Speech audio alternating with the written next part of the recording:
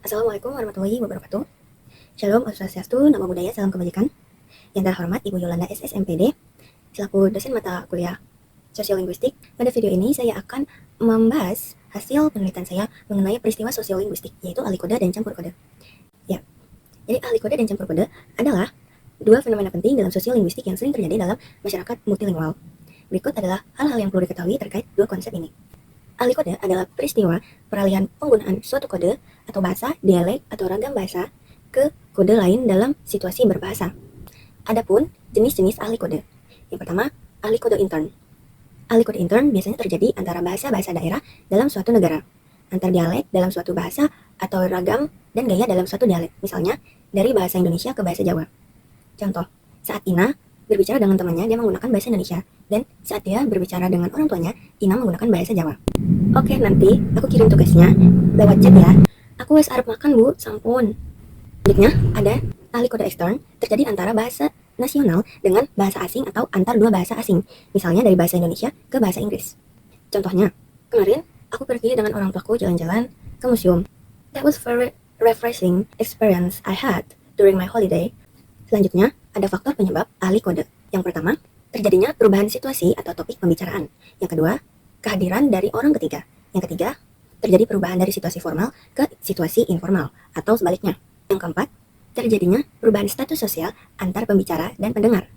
Selanjutnya, ada ciri-ciri dari ahli kode, yaitu peralihan biasanya bersifat sadar dan disengaja, serta terjadinya karena alasan atau motivasi tertentu. Misalnya, untuk menyesuaikan diri dengan lawan bicara atau untuk memperjelas yang dimaksud. Selanjutnya juga ada fungsi dari ahli kode.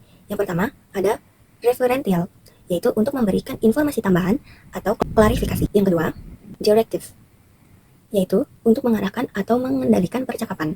Yang ketiga, expressive, yaitu untuk mengekspresikan emosi dan sikap. Keempat, ada metalinguistik, yaitu untuk mengomentari bahasa itu sendiri. Selanjutnya, saya akan masuk ke penjelasan campur kode. Campur kode adalah penggunaan dua bahasa atau lebih secara bersamaan dalam satu ujaran atau kalimat tanpa adanya perubahan situasi atau topik yang menentukan peralihan bahasa. Biasanya terjadi secara spontan, santai, dan informal, serta melibatkan penyisihan unsur-unsur bahasa lain, atau kata, frasa, dan klausa ke dalam bahasa utama. Contohnya, saat Rini berbicara dengan temannya menggunakan bahasa Korea, bahasa Inggris, bahasa Jepang, dan bahasa Indonesia di saat yang bersamaan. Tau gak sih, kemarin aku lihat ada yang konser di sini. Ih, Viera, Jing Jayo, keren banget. Omo. Aku pengen nonton dia tapi gak ada duitnya untuk pergi ke sana, sedih banget. I was so sad, no sobat. Okane inai sini, watashi wa bimbo desu. Lain kali lebih baik nabung deh. Selanjutnya, ada jenis campur kode.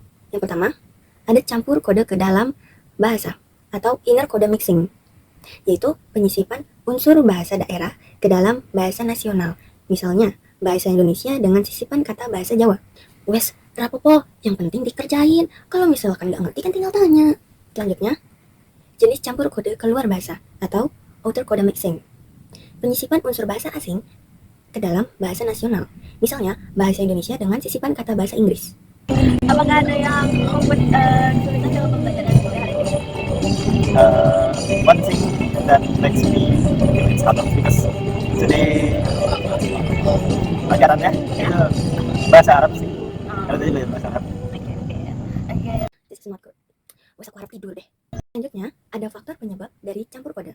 Yang pertama, adanya kebiasaan dan kenyamanan penutur dalam berbahasa. Yang kedua, tidak adanya tuntutan situasi yang mengharuskan penggunaan satu bahasa secara penuh. Yang ketiga, adanya keinginan untuk menunjukkan identitas, keakraban, dan kedekatan sosial dengan lawan bicaranya. Yang keempat, adanya pengaruh dari lingkungan sosial dan budaya. Adapun ciri-ciri dari campur kode. Yang pertama, terjadi dalam situasi informal, santai, dan lebih akrab. Yang kedua, tidak ada perubahan situasi atau topik yang menuntut peralihan bahasa tersebut. Yang ketiga, adanya unsur bahasa yang dicampurkan, biasanya berupa kata, frasa, idiom, atau sapaan. Jadi dalam peristiwa sosiolinguistik, ahli kode dan campur kode menunjukkan dinamika penggunaan bahasa di masyarakat multilingual. Ahli kode lebih terkait dengan perubahan situasi atau kebutuhan komunikasi. Sedangkan campur kode lebih bersifat spontan dan sering terjadi dalam percakapan santai tanpa adanya tuntutan situasi tertentu. Memahami kedua fenomena ini penting untuk menelaah interaksi sosial dan identitas kebahasaan dalam masyarakat. Ya, sekian simpulan yang dapat saya berikan. Kurang lebihnya mohon maaf. Terima kasih atas waktu dan perhatiannya. Semoga kita bisa belajar dan berkembang bersama. Wassalamualaikum warahmatullahi wabarakatuh.